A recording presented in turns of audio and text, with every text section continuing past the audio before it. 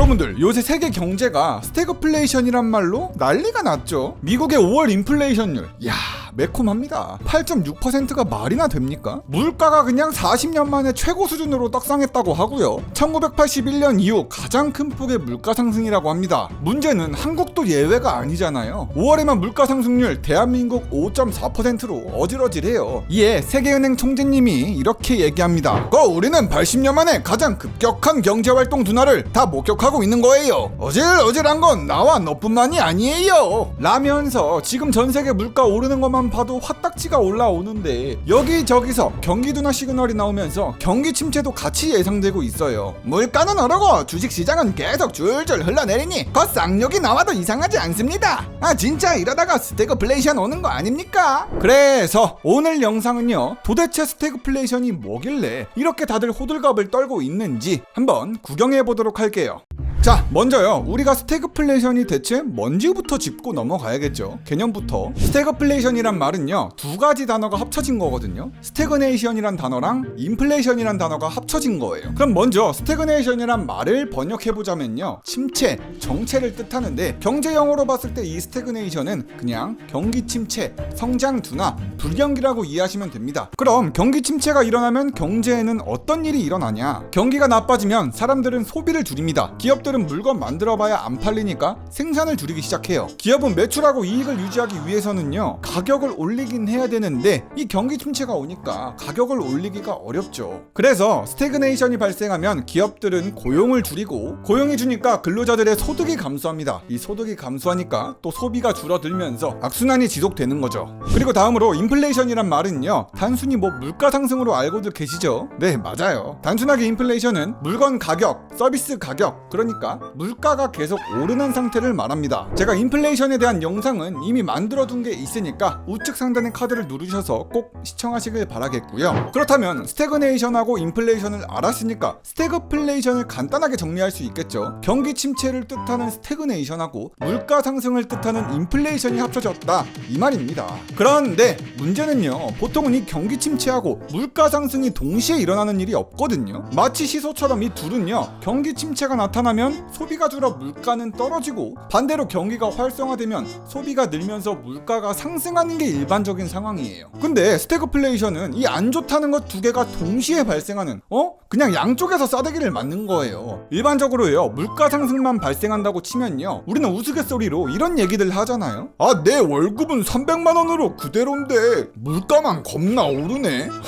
킹 받는다구리. 하지만 물가 상승하고 경기 침체가 같이 오는 스태그플레이션은요, 이거보다 훨씬 매워요. 아니, 내 월급은 300만 원에서 200만 원으로 줄었는데 물가마저 오르네? 이게 말이나 되는 거냐구리. 진짜 끔찍하죠. 그냥 불황도 아니고 더블 불황인 거지. 사실상 경제가 고장난 거라고 보면 돼요. 이론적으로 동시에 일어나기가 쉽지 않거든. 경기 침체가 와서 기업들은 성장도 느려져, 주가는 빠져, 이득은 못 봐, 이러는데 인플레이션 때문에 개인들은 소비를 줄여만 나가요. 기업이고 개인이고 정신 못 차리는 거예요. 아니, 띠발이네. 경기 침체랑 물가 상승이 동시에 오니까 경제가 박살이 났어요, 박살이. 그래서 경제 현상 중에서 스태그플레이션이 최악 중에 최악이라고 얘기하는 거예요. 자, 그렇다면요, 여러분들은 스태그플레이션이 대충 뭔지는 알겠는데 그럼 대체 왜 이런 일이 벌어지나 싶죠? 최근에 스태그플레이션 얘기가 자꾸 스멀스멀 올라오는 이유가요, 하나하나가 정말 거대한 원인이긴 하지만요, 먼저 전 세계적으로 공급망 충격이 물가를 끌어올렸고요. 러시아의 우크라이나 침공도 문제였잖아요. 러시아의 석유, 가스 수출을 제재하니까 글로벌 에너지 가격이 인플레이션이 터졌습니다. 식량 가격도 미쳤잖아요. 우크라이나, 러시아가 생산하던 그 많던 밀 이제 수출을 못하니까 전 세계적으로 식량 가격마저 떡상시켰습니다. 또 최근에 중국에 코로나19가 엄청나게 퍼지면서요, 도시를 폐쇄하는 등 공장을 제대로 돌리질 못해서 세계 최대 제조업체인 중국을 괴롭히고 있습니다. 도무지 호재라고는 보이지가 않아요. 앞이 안 보여. 이러니까 전 세계에 스태그플레이션 공포가 온 거예요. 간단하죠? 전 세계적으로 경제 상태가 해롱해롱한데 스태그플레이션을 의심할 만하니까 그런 거예요. 일단 물가 상승부터 엄청 나잖아요. OECD 회원국의 소비자 물가 상승률 평균 9.2%입니다. 미국만 해도요 5월 물가 상승률이 8.6%로 예상을 뛰어넘었고요. 이 물가 상승 세부 내역을 뜯어보면 물가 상승세는 진짜 충격적이에요. 에너지 가격이 무려 34.6%가 떡상했고 식자재가 11.9%, 주택 임대료도 5.5% 껑충 뛰었습니다. 미국의 인플레이션은요 경제학자들이 예측한 것보다 훨씬 빠르고 이전 속도의 약 3배 수준이라고 합니다. 지금 대한민국의 인플레이션도 엄청 나잖아요. 2021년 초부터 지금까지 물가는 쉼없이 오르기만 하고 있는 상태예요. 가장 최근이라는 5월 소비자 물가 상승률은요 5.4%입니다. 지금 떨어질 기세가 안 보여요. 지금 전 세계적인 인플레이션 현상이 에너지 가격이 너무 많이 오른 영향이 크잖아요. 기름 가격이 지금 배럴당 120달러가 넘고요. 우리가 당장 주유소만 가봐도요 이제 리터당 휘발유든 경유든 2,000원을 훌쩍 넘겨버렸어요. 지금 미국하고 세계 경제는 수십 년 동안 볼 수 없었던 이 인플레이션을 경험하고 있습니다. 수십 년 만에 보는 숫자에 다들 공포에 질렸어요. 그렇다면요 스태그플레이션 중에서 인플레이션은 지금 일어나는 현상인 건 알겠는데 스태그네이션, 이 경기 침체도 같이 오는 게 맞는 거냐? 이에 세계은행은 이렇게 얘기합니다. 우리 세계은행은 올해 전 세계 경제 성장률 목표치를 4.1%에서 2.9%로 확 낮춰버리겠습니다 라고 말을 하는데, 세계은행 보고서에 따르면요 경기 침체 속에서도 물가가 계속 상승하는 스태그플레이션 가능성을 경고했습니다. 전 세계가 스태그플레이션에 진입할 수도 있습니다. 많은 나라에서 경기 침체를 피하긴 어려울 거니 다들 이빨 꽉 깨물고들 준비들 하세요. 보고서에 따르면 물가는 계속 오르고 경제 성장은 떨어질 전망이라고 하니까 아까 제가 말씀드렸던 것처럼 내 월급은 줄어드는데 물건 가격도 비싸진다는 게 조금 이해가 되시죠? 자, 이번에는요 스태그플레이션 공포의 전세계 경제가 어떻게 돌아가고 있느냐 아주 그냥 작살이 나고 있잖아요. 미국 뉴욕 증시의 주요 3대 지수가 13일 다들 떡락해 버렸습니다. 3%, 4%씩 그냥 사이좋게 손잡고 녹아내렸고요. 우리의 코스피는 외국인 투자자들이 투매를 던지면서 우리의 코스피 지수가 연중 최저치인 2400선까지 쫙 밀려버렸고요. 전체적으로 4%에서 5% 흘러내렸습니다. 우리의 삼성전자, SK하이닉스 다 급락했어요. 자, 이쯤 되면요 여러분들은 이런 생각이 들 수도 있죠. 아니 스태그플레이션이 발생했을 때는 어떻게 빠져나와야 된다는 겁니까? 사실 스태그플레이션을 완벽하게 해결하려면요 물가 상승도 잡아야 돼, 경기 침체도 잡아야 돼, 한꺼번에 두 개를 잡아야 되잖아요. 이 두 마리 토끼를 동시에 잡는다는 건 되게 어렵다고 생각을 하고요. 물가 상승을 먼저 잡느냐 혹은 경기 침체를 먼저 잡느냐 하나만 선택을 하거든요. 그런데 보통은 경기 침체를 막지 못하더라도 인플레이션부터 막는 선택을 합니다. 왜? 그게 깔끔하거든, 쉽고.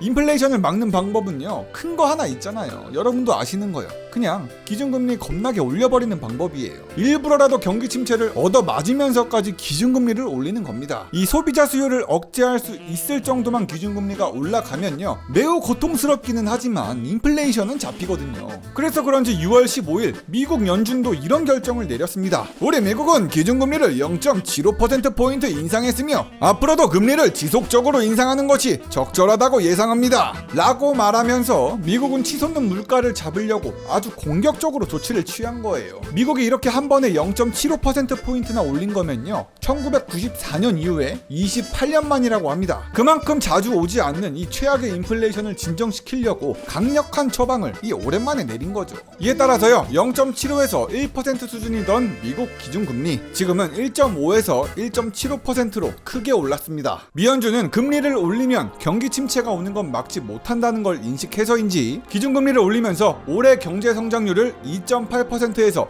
1.7%로 1.1%포인트를 확 깎아버렸습니다. 미연준은 오늘 기준금리를 0.75%포인트나 올려놓고도요 다음 달 회의에서도 0.5에서 0.75%포인트 인상 가능성이 높다면서 아주 강력하게 얘기했습니다. 일단 급한 불은 높은 인플레이션이니까 경기 침체 와도 경제 성장률 깎아 먹어도 인플레는 잡겠다는 마인드죠. 이 때문에 금융시장은 또 떨어질 것 같아요. 미국 주식시장이니 우리나라니 절벽 아래로 떨어지겠죠. 지금 우리나라도 기준금리를 매달 올리고 있었던 실정인데 큰성님인 미국이 0.75%포인트나 냅다 올려버렸으니 아마 우리도 6월에 기준금리를 무조건으로다가 따라 올릴 예정이라고 봅니다. 미국은 일부러 경기 침체를 얻어맞으면서까지 인플레이션 잡겠다고 난리를 피우는 거예요. 1970년대에 발생했었던 스태그플레이션 시기 때도요 유가가 1년 만에 막 4배가 오르고 미국 물가 상승률이 막 11%까지 올라갔었거든요. 이렇게 인플레이션의 경기 침체까지 함께 일어나서 1975년 연간 산업 생산이 거의 13%씩 감소했습니다. 확실히 스태그플레이션이 발생했던 거죠. 1970년대 이때도 미국은 스태그플레이션을 어떻게 해결했냐면요, 기준금리를 진짜 확